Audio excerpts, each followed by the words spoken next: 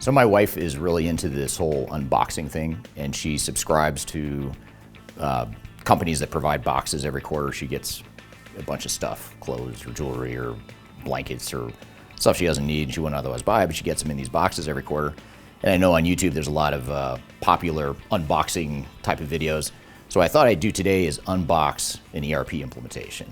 And bear with me, it may sound like something that can't be done, but I'll show you what I mean here. So in this box contains everything I need for an ERP implementation. Everything I need to know is in this box right here. So let's see what's in here. All right, so a few key things here. First of all, you've got the ERP system itself, which is right here.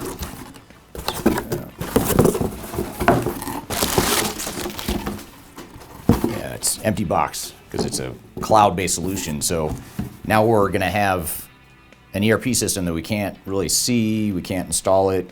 I don't have any servers here that I can install the software on. It's going to be hosted out in the cloud. The reason this is really important as it relates to an ERP implementation is we need to get used to that. The fact that we don't own the software here in our four walls. Most ERP systems now are cloud-based, and therefore, we need to think about how are we going to deal with that. And that's a big change for a lot of CIOs and IT types, especially that are used to controlling their software and their data and everything. Now it's an empty box. Someone else is hosting that stuff. The other thing too that's interesting about the empty box here is that when we think about what's going to make this software really work and excel, it's going to be people and change management. And that's something we can't see or touch or feel either. So arguably the two most important parts of the entire implementation, the software itself and the human component, the organizational change, are things that we can't see or touch or feel. So that's a really important part of why that's so important. So let's see what else we have here. First of all, a Rubik's Cube. I'm a child of the 80s, so I know and remember how frustrated I would get with these. My kids can solve these very quickly, and I still can't get more than two sides.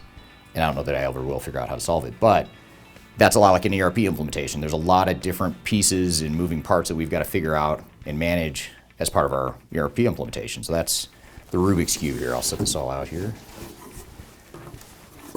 And then, got the game of Risk. That's my favorite game as a kid, not only because it was about global domination, but also because it was so strategic and there's so much to think about and do. And this is something that's very relevant to ERP implementations too, not only because they entail risk, and by that I mean ERP projects, digital transformations. There's a lot of risk involved, but there's a lot of strategy and there's a lot of moving parts, and there's no one way I can tell you to win this game. It all depends on what your opponents are doing and the cards you're dealt and what countries you end up with. So that's a lot like an ERP implementation. When you hear people talk about best practices and cookie cutter approaches, this should be a reminder of why that doesn't work. I can't give you a cookie cutter approach to win risk. I can give you some strategies, and I can give you some good tools and knowledge based on where you are on the board, but there's no one way to solve it. And that's the same with the ERP implementation. So we also have the handy yes button. You may have also seen the easy button, but this is very similar. Reason this is important is because this is for executives watching this video, and if you have executives at your company that might benefit from this, maybe tell them to fast forward to this part of the video. But a lot of times executives hear what they want to hear. They hear yes whenever a question's asked. So for example, an executive asked, can your software work out of the box with zero customization and do everything I need it to do vanilla off the shelf? Yes. Yes, of course it can. So that's what we hear from software vendors, we hear from system integrators. And a lot of times we also look at the internal dynamics of a team too during an implementation, and executives hear or see what they want to hear or see during those implementations, whether it's yes or whether it's the answer they're looking for on the easy button, whatever the case may be. This is for all you executives out there, is watch out for the yes button or the easy button. And then a tried and true Monster, my favorite drink. I don't drink coffee, so this is my substitute for coffee. And reason Monster is relevant to ERP implementations is because your project will turn into a monster, whether it's a caffeine loaded with a bunch of garbage that you shouldn't be drinking type of monster, or whether it's a true implementation monster. And so we need to figure out, how do we tame the monster, the implementation itself? How do we tame the system integrator? How do we make sure we don't get steamrolled by the system integrator? How do we put the right project governance and controls in place? All that stuff is why monster is relevant as well. And for those of you that know me or have seen any of my videos, read any of my stuff, you know that I'm all about music, and no unboxing would be complete without a couple records to go along with it. So the last couple things we have here, first of all, Def Leppard Hysteria, one of my favorite albums as a high schooler in the late 80s, and to this day it's still one of my favorite albums.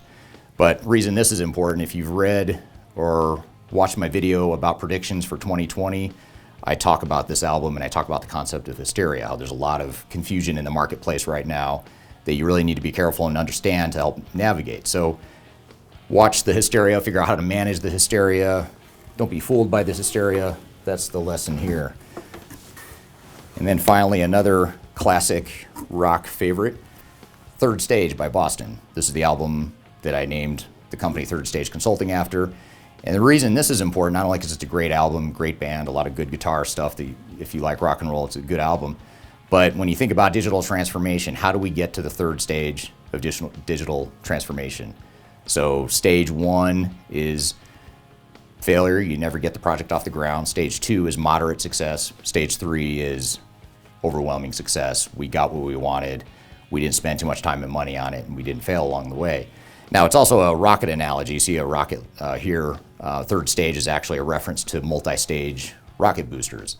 So when a rocket launches, there's the 2 boosters that get you up into space, and then the third stage is when you reach your ultimate height and speed in orbit. So that's a good analogy for digital transformations. How do we get to that third stage, get our project launched in orbit without failing along the way? And so that's part of what we try to do on this YouTube channel, and what we do as an organization at Third Stage is help companies reach their third stage of transformation success. So I hope you found this helpful. If you liked the video, please like the video and subscribe to my channel below, and hope you have a great day.